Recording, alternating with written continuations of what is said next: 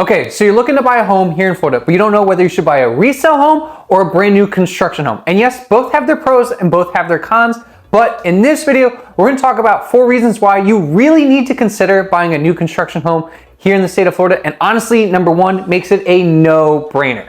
But before we do that, all I ask is that you hit the like and subscribe button, especially if you wanna know more about living in Florida as well as the real estate here in Florida. But now let's jump right into it.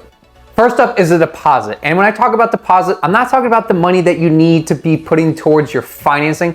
This deposit is the money that's needed to take the home off the market and pretty much lock it up and take it off so no one else can buy it and it's only yours. Now, this money does go towards your purchase money for the down payment. However, it's not equal to it. We've seen it as low as a couple $1,000s and then upwards of anywhere between 10 to 20%, obviously, depending on a whole bunch of different factors. Depends on the community, the area, the demand for that community, as well as obviously the price point for the home. They're not gonna ask you to put down a $1,000 deposit for a $1.5 million home. That doesn't kind of add up. However, on average, we're seeing about 3 to 5% is the asking deposit price. And obviously this is negotiable. Like for example, we just negotiated on one here for a Lennar community in Palm Beach County. They were asking for 5% down to kind of take it off the market. We were able to negotiate $1,000 and it was pretty much non-refundable. However, there are some caveats as well as some contingencies with that. So one of the big contingencies is it's non-refundable. However, if you aren't approved for your loan, which we'll talk about in a little bit, it is refundable. So that is one way to think about it as well. Next up, we have the incentives. And some of these brand new communities are offering ridiculous incentives. And you're probably wondering like, whoa, why are they offering me an incentive? Well, to be honest with you, sometimes they're sitting on a lot of inventory. They need to sell it. They need to turn it over. I mean, they did take out some large loans in order to not only acquire the land for these projects, but also to build the entire community. So the quicker they can sell them, the better. And actually it ends up better for you guys to be able to purchase some of these homes. So some of the incentives that we are seeing are things like price cuts, closing costs being paid for, rate buy downs, and even sometimes a combination of all of that in one. So for example, some of them are offering paying all your closing costs as well as offering a permanent rate buy down as well. Now, obviously, like anything else, there are some caveats to it. Most of the time you do have to use their in-house lender as well as their in-house title company. However, if they're gonna pay all of your closing costs, it's probably better to go and do that anyway, because at the end of the day, use their in-house lender. After a couple years, you refi with your own lender that you feel more comfortable with, but you did save kind of tens of thousands of dollars on the closing costs, plus you had the rate buy down, plus whatever other incentives they were offering you. So it does make it kind of like a no-brainer to take advantage of what they're offering. And yes, you can negotiate and do some of this stuff on a resale home, but being able to get all your closing costs paid for while also getting a rate buy down, it's gonna be extremely difficult. You're really gonna be negotiating for a couple $1,000s here and there for your closing costs. Now, it is possible to get all your closing costs paid for, don't get me wrong, but it's not gonna be at the same level of that of a new construction home. Now, this one is a really good thing to have, especially for a new construction home, and that's the warranty. So a lot of new construction homes offer what they call a 1-to-10 warranty. You're probably wondering, what in the world is a 1-to-10 warranty? Don't worry, I got you guys. So each number stands for a different amount of years for the warranty. So the 1 is the 1 year. On the 1 year, it's for workmanship. So that includes things like windows, doors, cabinets, etc. The next is the 2 years, and that's pretty much everything within your walls. So things like your plumbing, HVAC, electric, pretty much anything like that. Maybe wireless if it's running through the walls. But that one gets iffy and that depends on the builder. And then the last one is the 10, so that's the 10-year warranty. So that's on all structural elements of the home. So think of things like the foundation and the siding, possibly the siding.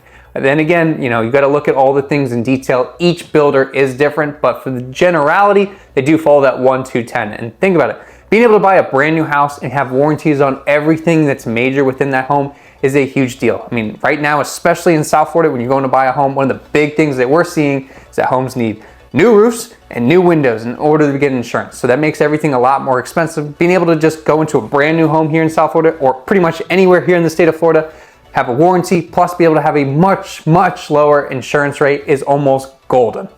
And the last, but probably the best reason that you really need to consider a new construction home here in the state of Florida is the time plus appreciation factor. And that's kind of two-pronged. So let's talk about the time aspect of it first. Normally, when you go to buy a new construction home, most of them are not available right this second. Yes, they do have some quick move-in homes where you're able to move in within a couple weeks. However, for the most part, they still need to build these homes. That does give you quite a bit of time, anywhere between, let's just call it 30 days that they need, upwards of maybe 12 to 13 months. And within that time, you don't really have to do anything in terms of getting your loan or being able to purchase that property until it's ready to move in. So this time gives you a couple different options. Number one, you can get everything in order in your finances in order to be able to be ready to purchase this home once you do have it built. Second is you can start saving for the down payment possibly, or you probably might need to sell your home in order to purchase this new home. So it gives you time to get your home ready to sell. You also don't have to rush it and just take that first offer. You're able to sell it for top dollar. Another thing to think of is maybe you're renting and this is your first home. So now you can kind of write out your lease. You don't have to break your lease early. And then once your lease ends, you can move into your brand new home and you don't have to be worrying and stressing about everything else.